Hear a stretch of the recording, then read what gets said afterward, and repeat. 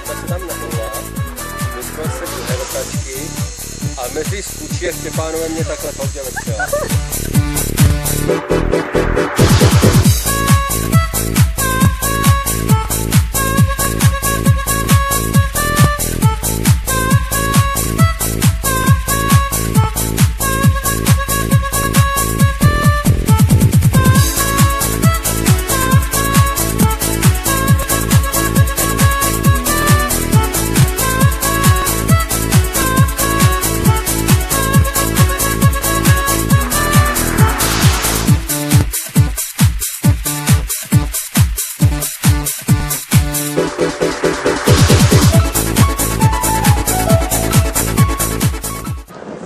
My jsme se tu dnes sešli při slavnostní příležitosti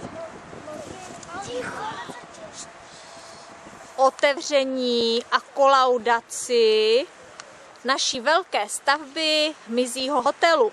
A hlavně teda díky vám se to podařilo, vám všem, i dospělým, i dětem.